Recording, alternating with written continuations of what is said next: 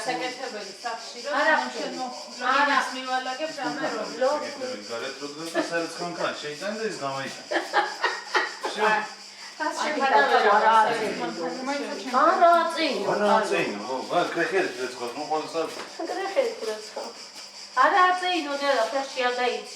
ასე თუ მიაკოპიანებთ ვერიკ ასე მიაკოპიანებთ კიდე ხო რამეს ვიყავ არა რატი მარაფერე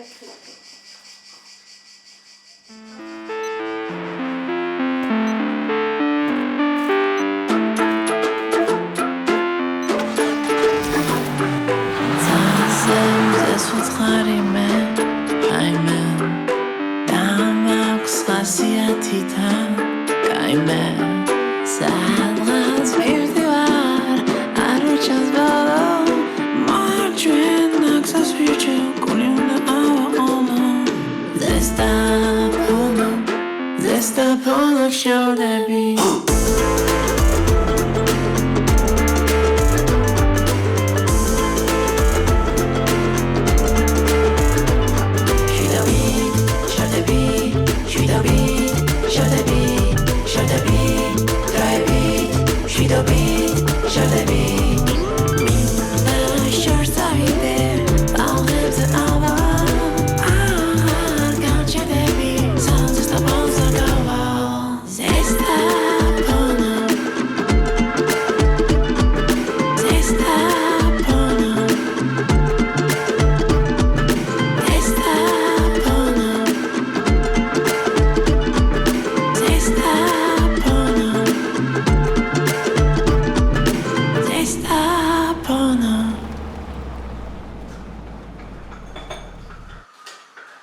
შაქარი არ გინდა? Სუქა არ გინდა? სუქა. არა. შავი.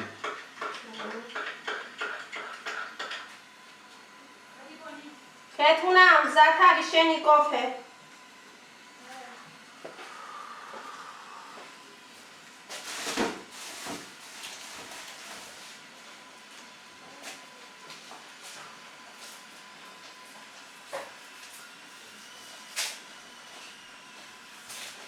დაინტერესებს რა ვიცი ცოლიკო ობლად გაიზარდა მამა ჯარში დაეკარგათ და დედამ გაზარდა 4 შვილი უფროსი იყო მამა ყოფილა ძალიან კაი მოსწავლე მათემატიკა თურმე იცოდა სხლავდა თურმე ვერავინ თელ სკოლაში ვერ დაეტაკებოდა მამას მერვეში იყო თუ მეშვიდეში იყო არ ვიცი და ერთხელ მასწავლებელს ბავშვისთვინ მერხი დაურტყია ფეხზე ის რომ გაბრაზდა მასწავლებელი აუღია ეს მერხი აუწევია ასე რომ დააყენა ბავშვი თურმე და ფეხში დაურტყია გამწარებულა ეს ბავშვი და მამამ ვერ იტანდა ადამიანის დაჩავრას რო დაუნახია ეს რომ ამ ბავშვს ესეთი შეურაცხყოფა მიაყენა არაფრის სკოლისთვის და გაამწარა ბავშვი და ნობოლი ბავშვი ყოფილა ამდღარა რომ გასულა მასწავლებელი დაფასთან აუღია ეს მელანი და გულიპირზე უსურია მასწავლებლისთვის მამას აი ესე გულისპირის უჩამესურია ამ მელანით და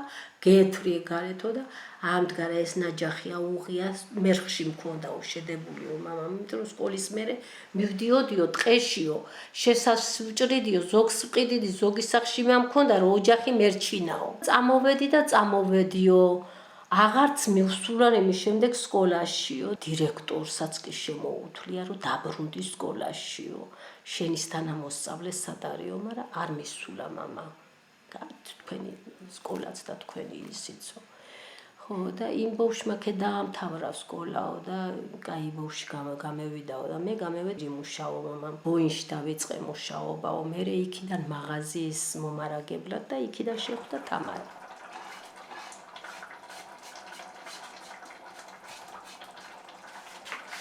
სურათს მიღე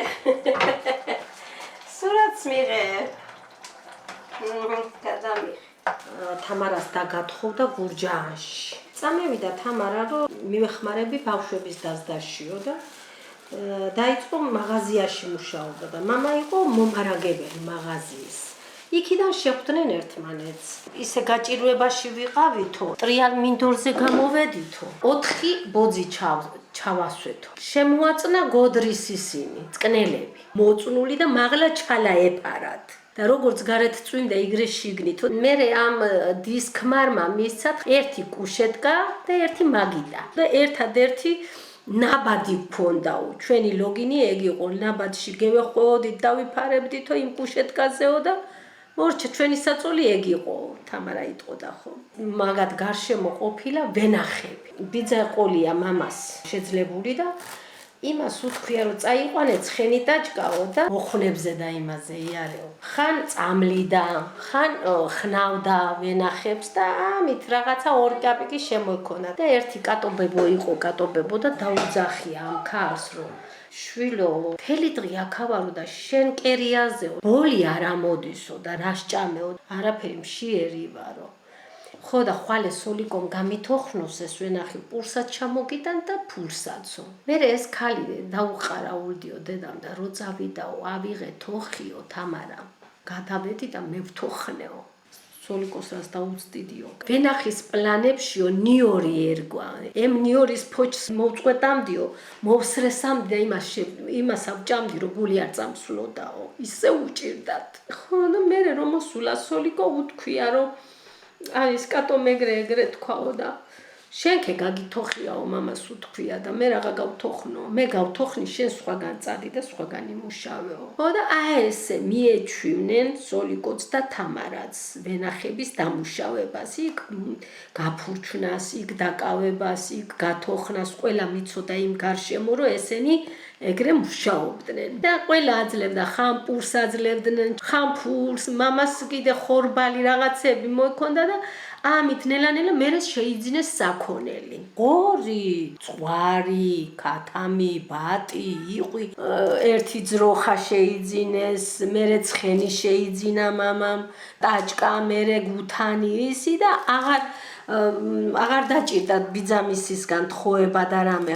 ნელ-ნელა ყველაფერი შეიძინეს. 12 ძროხა ყავდათ თავის ნამატით. მერე სახლის კეთება რომ დავიწყეთო თამარა იტყოდა ქვასო მე ვტეხამდი შუაზეო რომ სახლი ოთახი ეგვეშენებიაო როგორც ქვას დავარტყამდი და დაიჟღრიალებდაო ისე თავში მაჟრიალებდაო ორი ვენახი შეიძინეს ჩვენ პატარები ვიყავით ფულს კარგად იღებდნენ მერე მე-7 კლასში რო ვიყავით და პრანჭვა რო დავიწყეთ ჩვენ ეს საქონელი სულ დაყიდეს სახლიც გაარემონტეს მამამ იმაში დაიწყო მუშაობა ფოსტაში და დედამ დაიწყო ქირურგიაში მუშაობა და იმდენი ფული მოიქონა თამარას რომ ხელფას აღარ უყურებდა ოპერაციას რო გაიკეთებდნენ მაშინ და გამევიდოდა თამარა ეტყოდა კარგად არის ნუ გეშნია გამეიღვიძა აი ყველაფერი კარგად ჩატარა და מחარობელივით ადგებოდნენ და ფულს აჩუქნიდნენ მაშინ ფული იყო შვილო ჩვენ არაფერი არ გვაკლდა ბავშვობისას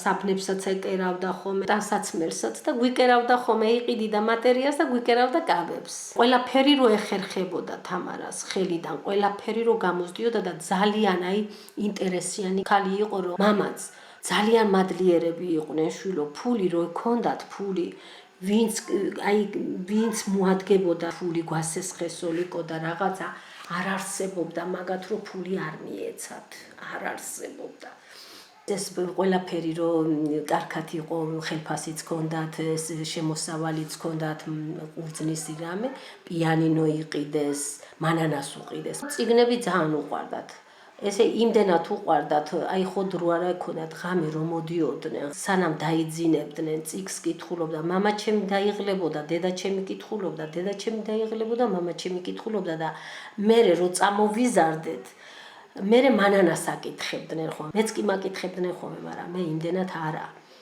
მეზარებოდა და მანანას აკითხებდნენ ხოლმე და უსმედით თელი ოჯახი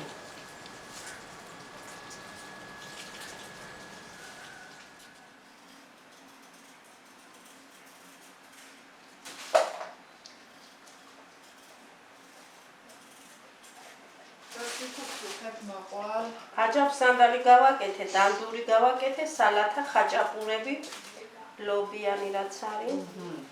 ბორშებს, კიტრის, ბულგარული და სტაფი. ნუ თამარას ცხოვრება ძალიან რთულიც იყო, ხალისიანიც იყო და ძალიან აი ჭიქა არ ქონა რომ წყალი დაგვალიეო და იქიდან შევქმენით მე და მამაშენმა ოჯახიო და იმ უბანში ყველაზე შეძლებული თუ არა მეორე შეძლებულები იყვნენ. მე რო დავამთავრეთ სკოლები, მანანას კაი შუბა უყიდეს 400 ლარი მანეთი მიცეს, მაშინ კაი ფული იყო 400 მანეთი და მე უთხარი არც შუბა მინდა, არც პალტო მინდა, არც არაფერი და შემოვიდა ლაიკის პლაშები. ტყავის პლაშები შემევიდა მოდაში, კურტკები, ისა და პლაში მინდოდა. და აი მუჩში დაიჭერდი ისეთი პლაში მოუტანა გადამყიდველმა და 1700 მანეთი მიცა. 1700 მანეთი მაშინ ფული იყო შვილო. მერე მანანა მიდიოდა თბილისში. მათხოვეო ეგ კურტკაო, ეგ პლაშიო. ჩემი ლაიკის პლაში იმას შერჩა და იმისი დუბლიონკა კიდე მე შემრჩა. დედაჩემო ოღონდ არ გამომარ ფარში მარცხვინო. და გიყიდიო, დღესაც აყიდლობს. ასე თქვა დედას რომ ჩაცმა უყვარდა და არ ქონდა და დახეულები ეცვან თუ რამეს ვეღირსეო ჩემი შვილები პირველები თუ არა მეორეები მაინც უნდა გავიდნენ ჩაცმითო და მართლაც ეგეთები დავდიოდით ვერიკო ოლეგი კიდე რა უყავი შუბით რო გამოვყევი რა უყავი ის ლაიკის პლაშიო და რა უყავი და ბანანაფცა იყო თქო და მე იმის გულისთვის მყავდიო და Zesta polo show